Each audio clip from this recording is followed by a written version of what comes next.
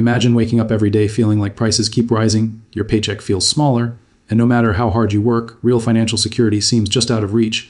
And then you hear that one man, more than 100 years ago, built a system so powerful that it quietly reshaped the entire economy and turned him into the world's first true billionaire, not by luck, not by hype, but by understanding how money actually moves. And today we're going to break down that story in a way that helps you understand your own financial reality right now, because the first monopoly that made a billionaire was not just a business story, it was a lesson in systems, cash flow, pricing power, and long-term thinking that still applies to your money, your job, and your future. The story starts in the mid-1800s, a time when America was changing fast, cities were growing, factories were expanding, and people needed energy to light their homes and power machines, and the main energy source wasn't electricity yet, it was oil, specifically kerosene, and oil was messy, dangerous, and chaotic as a business. Prices swung wildly. Companies failed overnight, and most people thought it was too risky to touch. But one man saw something different.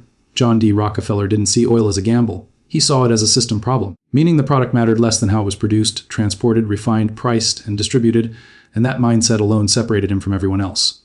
Rockefeller didn't start rich, he didn't invent oil, and he didn't chase fast money. He focused on control and consistency, and that's the first lesson modern people miss. Because today everyone talks about side hustles, quick wins, and viral success, but real wealth historically came from boring, repeatable systems that worked even when the economy was unstable.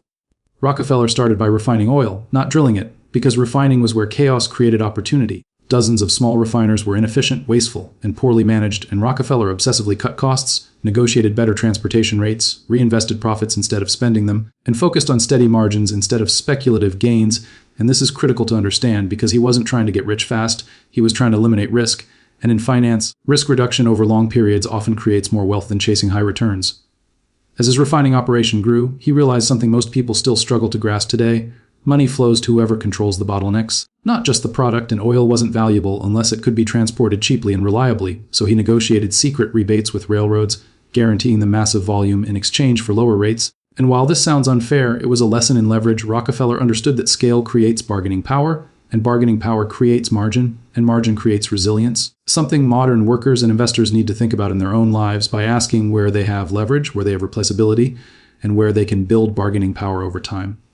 As Standard Oil grew, Rockefeller didn't crush competitors with force, he absorbed them, buying failing refineries, offering stock instead of cash, and bringing them into his system. And this created the first true monopoly, because eventually Standard Oil controlled around 90% of oil refining in the United States.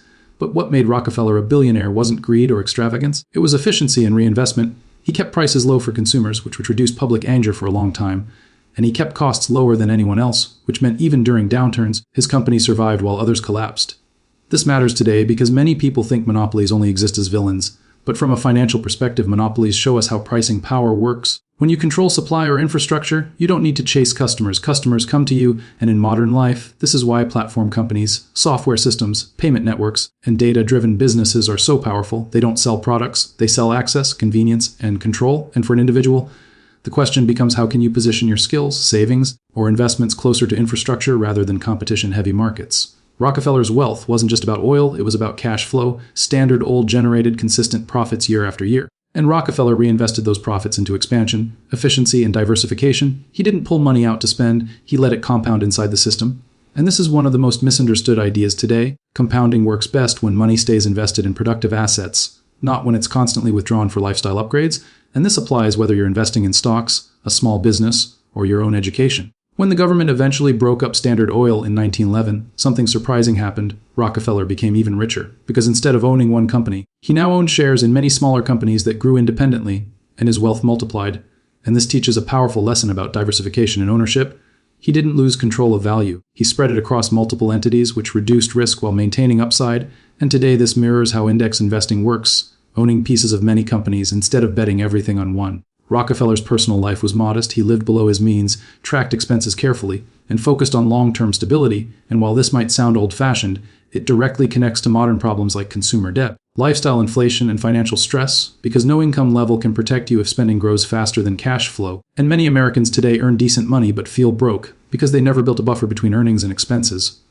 The monopoly that made Rockefeller a billionaire wasn't just about oil. It was about controlling volatility, reducing uncertainty, and building systems that worked regardless of market mood. And in today's economy, volatility is everywhere. Inflation eats purchasing power, job security is weaker, and technology constantly reshapes industries. So the lesson isn't to create a monopoly, but to think like someone who understands systems. Where does money leak? Where does it stick? And where does it grow quietly over time? Inflation is especially important here because Rockefeller lived in a time of deflation and industrial expansion, while we live in a time of persistent inflation, meaning cash loses value if it sits idle. And this makes saving alone insufficient. Savings protect you short term, but investing protects you long term.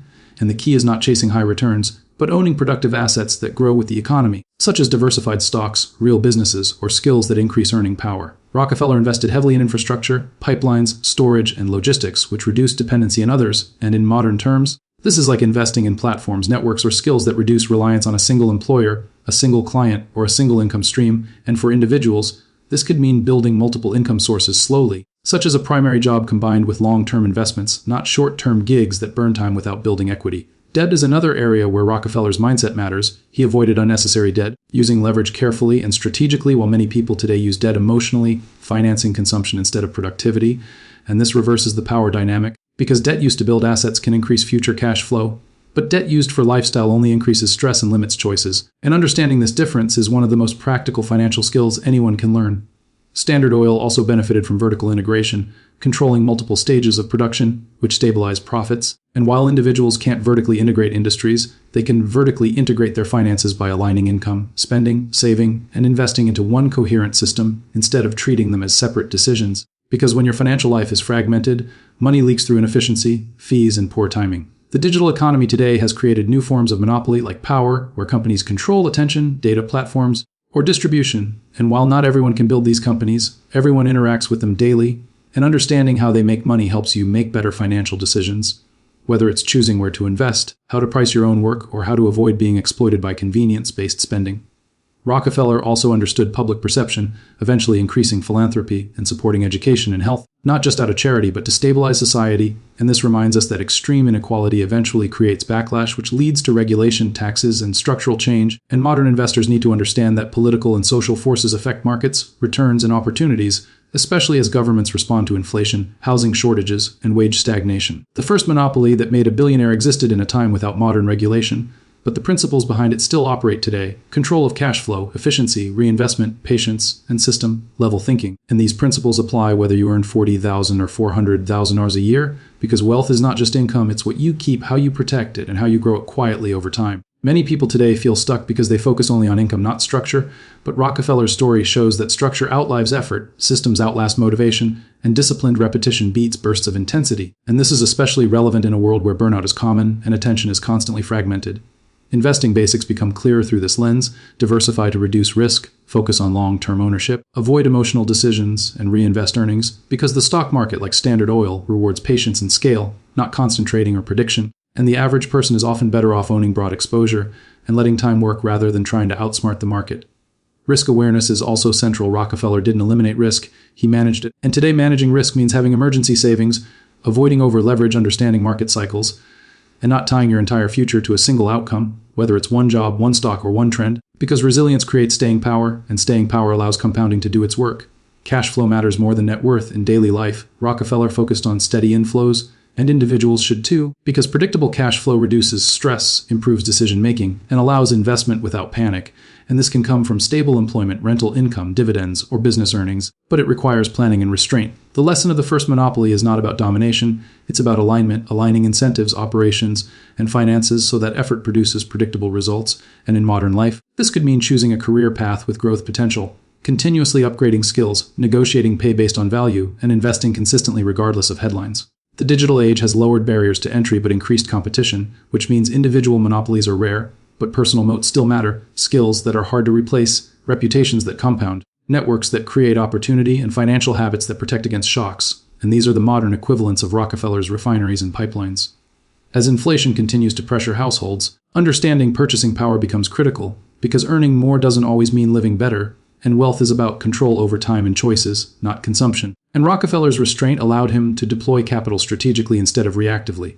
The first billionaire didn't live lavishly by modern standards, but he lived securely, and that security allowed him to think long-term. And this is something many people today lack, not because they earn too little, but because they never built margin into their lives: margin of time, margin of money, margin of energy. The monopoly that made Rockefeller rich eventually ended, but the mindset that built it remains relevant. Think in systems, reduce waste, reinvest wisely, manage risk, and stay patient. And when you apply these ideas to your own finances, you may not become a billionaire, but you can build stability, resilience, and freedom in a world that constantly tries to pull you into short-term thinking. Money is not just numbers, it's behavior over time, and Rockefeller's story reminds us that the biggest financial advantage is not intelligence or luck, but discipline applied consistently in a system designed to grow. And in today's economy, where uncertainty is the norm, that lesson may be more valuable than ever. The real power of this story is not that the first monopoly created a billionaire, but that it revealed how money actually works when you stop chasing excitement and start building structure. Rockefeller didn't win because he was faster or louder than everyone else. He won because he understood systems, patience, and control. He focused on cash flow instead of applause, efficiency instead of ego, and long-term ownership instead of short-term profit. That same reality still governs today's economy. Inflation will keep testing your savings, jobs will keep changing, and markets will keep moving. But the people who stay financially strong are the ones who reduce risk, reinvest consistently, live below their means, and build assets that work quietly over time. You don't need a monopoly to apply this lesson. You need discipline, awareness, and a system that aligns your income, spending, saving, and investing in one clear direction. Wealth is not about how much you make in a year, it's about how long your money can support your life and your choices. When you stop reacting to noise and start thinking in systems, you move from surviving money to controlling it, and that shift is where real financial freedom begins.